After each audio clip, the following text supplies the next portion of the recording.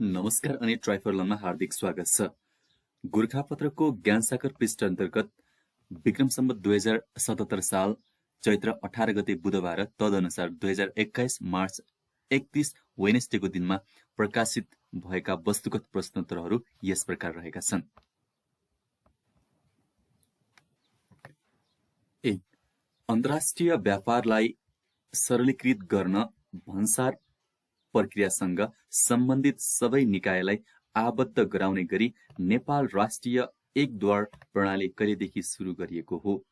विक्रम सम्वत 2077 माघ 13 गतेबाट। भन्सार प्रक्रियालाई कागज रहित बनाउँदै सरल बनाउने उद्देश्य राखिएको यो प्रणालीमा सरकारी र निजी क्षेत्रका 3 दर्जनभन्दा बढी निकाय आबद्ध हुनेछन्। यो प्रणाली अन्तर्गत निर्माण हुने वेब पोर्टल मार्फत व्यापारीले आफूसँग सम्बन्धित कागजात अनलाइनमै पेश गर्न सक्नेछन्। त्यसरी पेश गरिएको कागजात र त्यससँग सम्बन्धित विवरण यसमा आबद्ध निकायले समेत प्राप्त गर्न सक्नेछन्। यसैसँग फरक निकायलाई कागजात बुझाउनु पर्ने बाध्यताबाट व्यापारी मुक्त हुने बताइएको छ। अन्तर्राष्ट्रिय व्यापारसँग सम्बन्धित तथ्याङ्क तथा प्रतिवेदन प्रणाली थप स्तरीय बनाउन र विद्युतीय भुक्तानी प्रणाली विकासमा पनि यो प्रणाली सहयोगी हुनेछ। भन्सार प्रक्रियालाई सरलीकरण गर्न आशी कुरा लागू भए पनि यी सबै निकायमा छुट्टै जानुपर्ने अवस्था कायमै छ।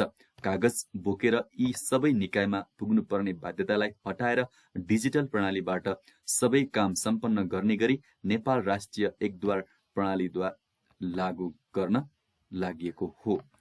प्रश्न नम्बर 2। प्रसिद्ध चित्रकार मूर्तिकार पाब्लो पिकासोको जन्म कुन देशमा भएको हो? स्पेन।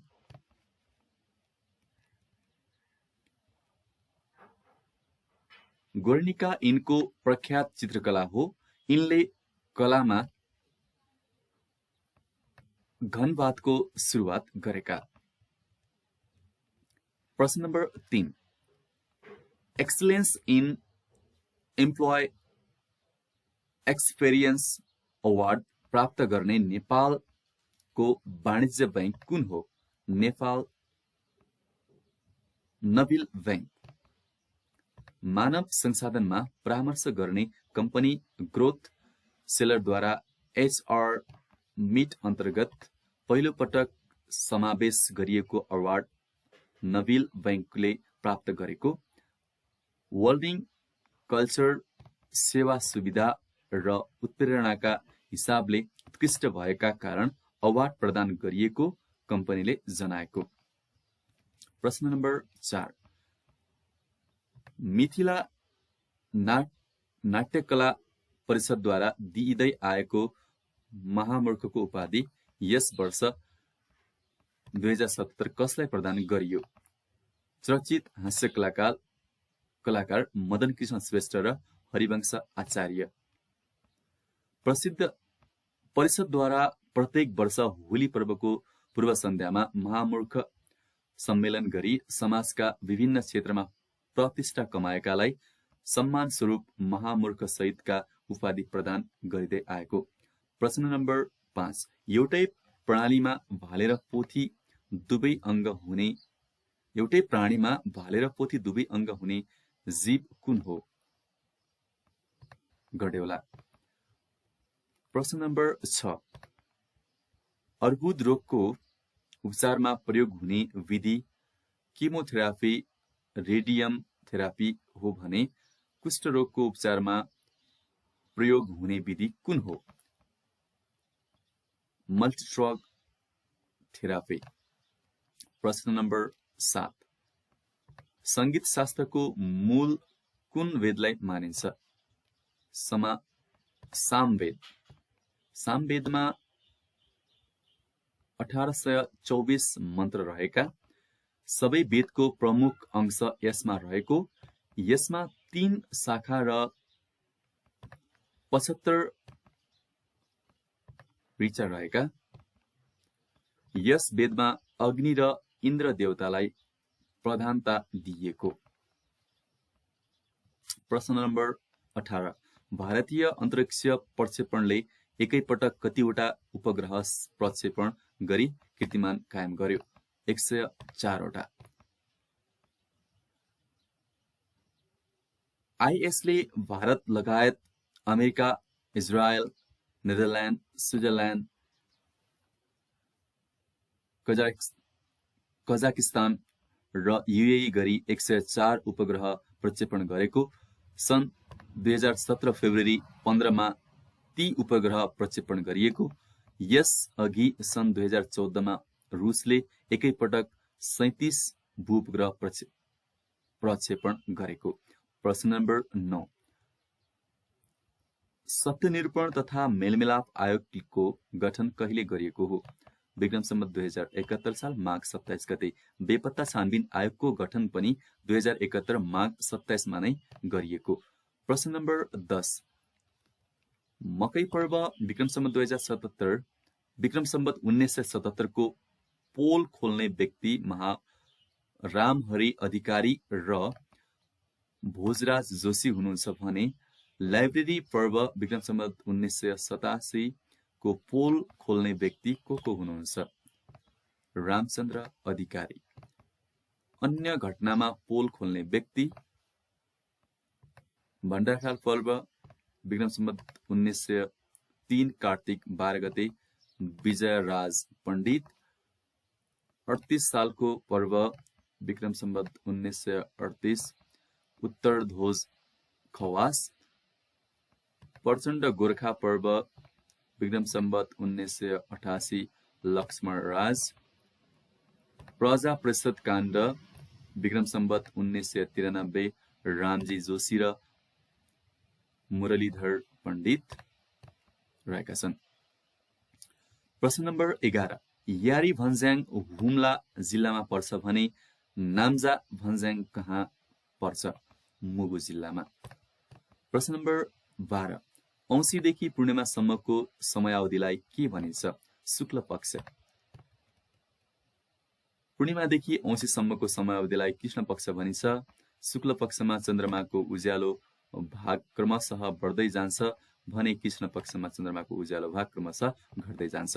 प्रश्न नम्बर 13 विश्वमै सबैभन्दा सानो लाली गुराँसको फूल कहाँ पाइन्छ?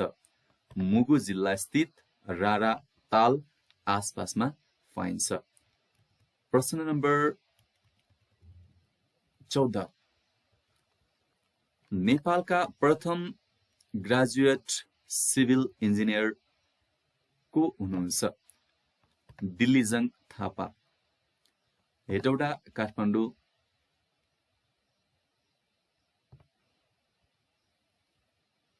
विक्रम सम्वत 1990 को भूकम्पमा भत्केको धरहरा घण्टाघरको पुनर्निर्माण।